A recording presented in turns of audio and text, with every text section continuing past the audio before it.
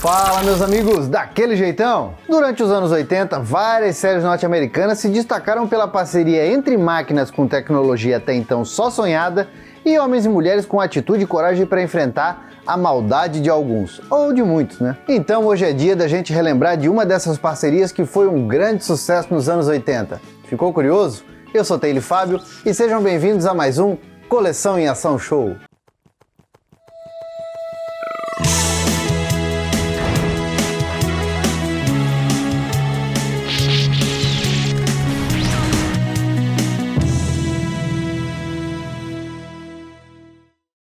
E quando eu fiz um vídeo exclusivo falando da série do MacGyver, todo mundo que assistiu gostou e pediu mais. E como aqui no canal a voz de vocês é a voz de Deus, vamos falar hoje a respeito de mais uma série que muita gente pediu, né? Águia de Fogo, ó. Que só de falar já vem aquele cheirinho dos anos 80. Sabe como é que é, né? Aquele cheirinho das tardes de domingo, depois do almoço de família, ou então aqueles dias de semana que a gente chegava correndo da escola e tinha um cafezinho, com um bolinho de chuva esperando, e era só a gente sentar na frente da TV e curtir a série que estava passando naquele dia. Tempo bom demais, né? E com certeza, entre várias séries que tem pra gente falar ainda, Águia de Fogo foi uma que marcou demais. E a primeira vez que a Águia de Fogo alçou voos foi em 22 de janeiro de 1984, quando estreou lá nos Estados Unidos como um filme piloto, com o nome Airwolf. E a Águia de Fogo foi criada por Donald Belisário, o mesmo produtor responsável por trazer ao mundo séries como a do Detetive Magnum, Quantum Leap, né, que ficou conhecida aqui no Brasil como Contratempos, Jag, Ases Invencíveis e NCIS, para falar só de algumas. Não dá para negar que o homem era um gênio, principalmente lá na televisão dos anos 80. Mas voltando para nossa série, ela apresentava o super helicóptero Águia de Fogo, que era equipado com o que melhor poderia ser desenvolvido em termos de tecnologia de guerra e muito mais, né? Com o poder de quebrar a barreira do som, super blindagem, armas com grande poder de destruição, sistemas de vigilância e tudo mais que vocês pudessem imaginar e que fosse, é claro, necessário para que a nossa nave chegasse inteira no final de cada episódio.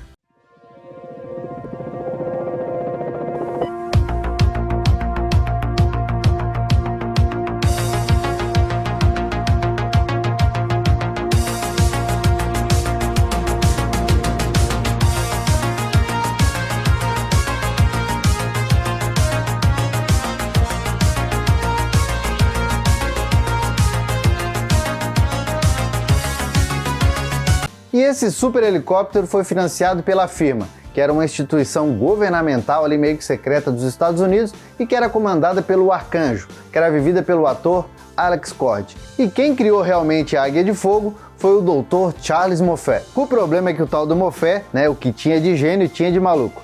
E já no primeiro teste com a Águia de Fogo, ele acabou atacando os integrantes da firma e inclusive foi o responsável por deixar o Arcanjo com aquele estilão meio Nick Fury de ser.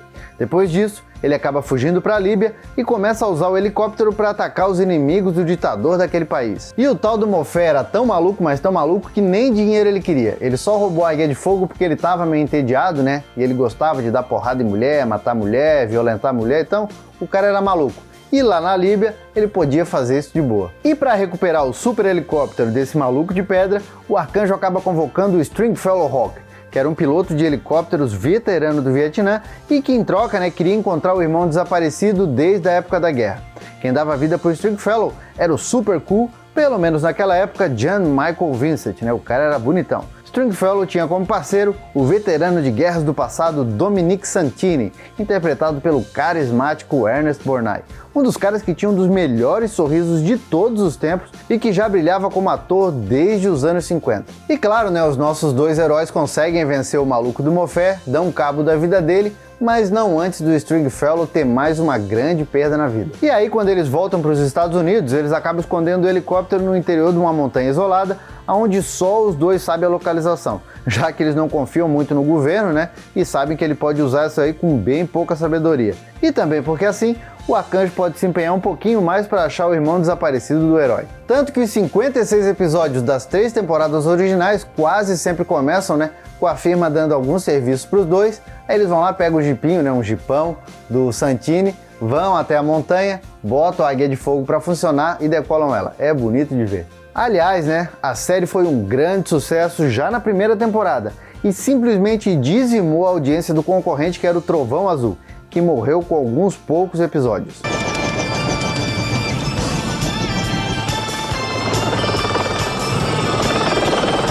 Só que aí, como nem tudo são flores, da segunda temporada em diante e a terceira temporada, a coisa ficou bem feia pro Jan Michael Vincent. Ele começou a cair na cachaça, né? Vivia molhado, arrumando briga com a mulher, com a polícia, enfim, era uma encrenca danada. Não aparecia para filmar e quando aparecia, estava num estado deplorável. E aí, para dar uma amenizada no tempo de tela dele e também para atender os pedidos do público feminino, que viviam pedindo uma mulher na equipe, entra em cena a piloto policial Caitlin O'Shaughnessy, que era vivida pela atriz Jess Bruce Scott, que passou a fazer parte da equipe da Águia de Fogo da segunda temporada em diante. Só que isso acabou não resolvendo o problema e as coisas continuaram bem difíceis, principalmente por causa do Jan Michael Vincent. E aí, no início de 1986, no final da terceira temporada, a Águia de Fogo, foi cancelada.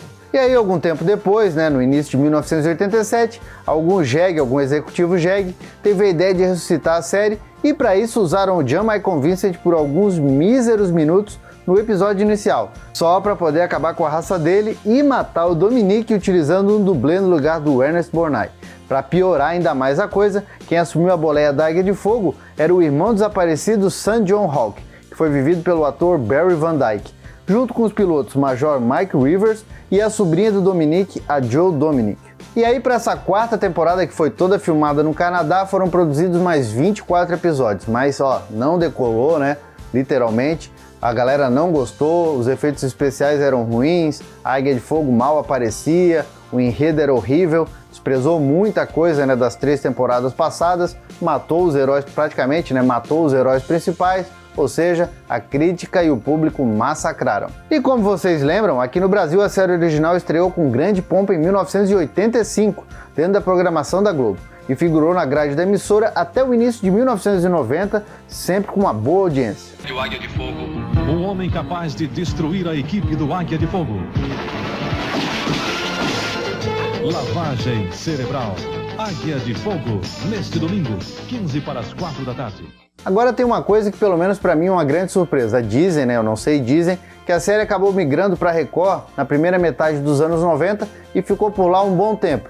E além de passar as 3 temporadas originais, lá na Record os caras também passaram essa 4ª temporada. Isso aí é verdade? Alguém assistiu? Deixa aqui nos comentários pra gente ficar sabendo. Até porque essa 4ª temporada eu só fui assistir um bom tempo depois, quando a gente já tinha internet, vi alguns episódios e vou dizer, é bem lixosa mesmo. E aí, meu filho, tá gostando do vídeo? Tá achando legal? Então faz o seguinte, deixa aquele like felpudo. Vai ser legal demais ter o like de vocês aqui e isso vai fazer com que o vídeo fique muito bem recomendado para outras pessoas aqui no YouTube. E claro, o que seria de um vídeo aqui no Coleção em Ação Show se não fossem as curiosidades que vocês tanto amam? Se prepara aí. Por exemplo, vocês sabiam que a Águia de Fogo meio que surgiu na 3ª temporada da série do Magnum, que também foi produzida pelo Belisário? Já que no 20º episódio da 3ª temporada do Detetive Bigodudo, o Belisário teve a ideia de plantar sementes e apresentar uma série spin-off que mostraria as aventuras de um piloto militar veterano do Vietnã, que não era o Stringfellow, mas seria um ás nos combates aéreos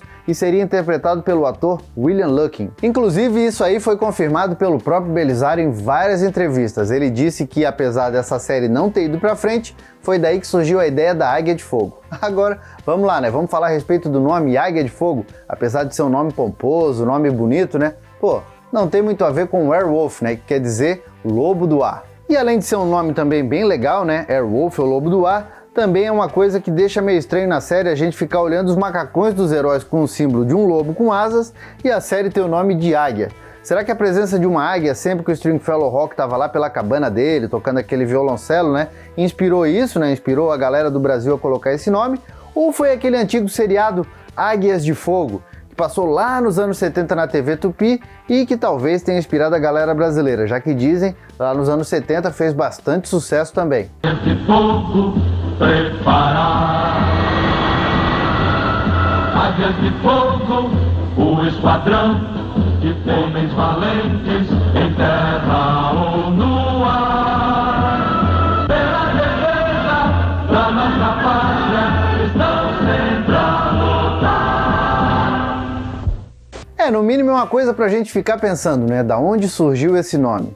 E vocês sabiam que o nome Airwolf tem até um porquê na série? Já que o helicóptero era basicamente um Bell 22 com algumas modificações estéticas, só que bem menos chamativo que o Trovão Azul, por exemplo, E facilmente passava por um helicóptero comercial sendo literalmente, olha só que legal, um lobo em pele de ovelha. Sacaram, né? Todo mundo olhava assim de longe, era um helicóptero normal. Daqui a pouco começava a sair míssil, metralhadora de todo lado, entrava em velocidade supersônica, virava literalmente um lobo. E olha só, tanto ele era um helicóptero comercial que com o fim da série ele foi vendido para a Alemanha e lá virou uma ambulância aérea. Só que aí o que aconteceu? Lá por 2006, os caras enfrentaram uma tempestade, né, junto com a nossa Águia de Fogo, e o helicóptero acabou caindo, matando a tripulação toda. Um fim bem triste para nossa Águia de Fogo. E não foi só o helicóptero que ficou pelo caminho da história e deixou muitas saudades, né? Os atores Ernest Borgnine e o Jan Michael Vincent, infelizmente, também já deixaram esse mundo, sendo que o velho Ernest Borgnine nos deixou em 2012 e o Jan Michael Vincent, infelizmente, faleceu no início do ano passado. Mas vamos fazer o seguinte, vamos falar de coisa boa aí que o clima ficou meio pesado. Vamos falar a respeito de merchandising da Águia de Fogo. E nisso, a série se deu muito bem. Sabiam, por exemplo, que a Águia de Fogo, né, ou Werewolf, teve vários jogos para várias plataformas, inclusive para o Nintendinho, para o Mega Drive, para os fliperamas e para vários computadores daquela época?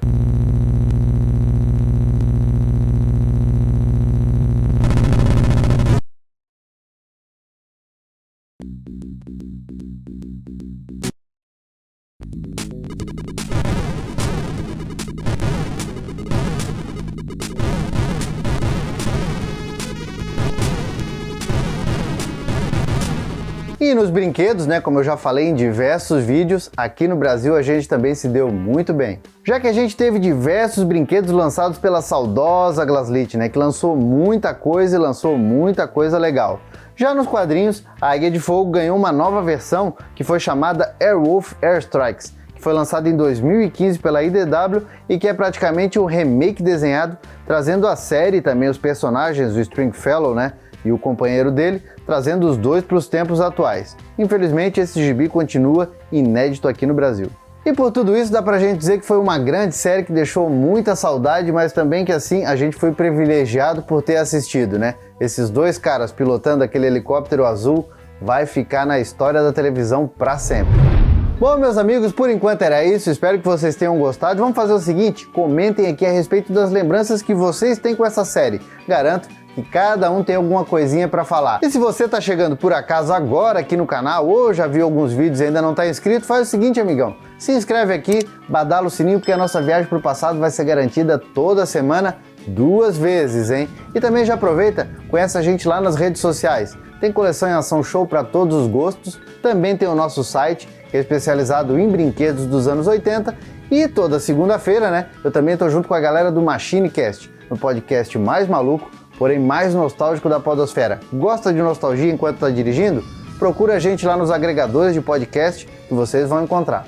Por enquanto, eu vou deixando meu abraço, dizendo que a gente se vê no próximo vídeo e valeu! E esses são os membros Felpudo Gold do canal. Muito obrigado por acreditarem e ajudarem a preservar a memória do passado. E aproveitando, vem ser um Felpudo Gold você também. Aperta aqui no botão Seja Membro para mais informações de como ajudar o canal.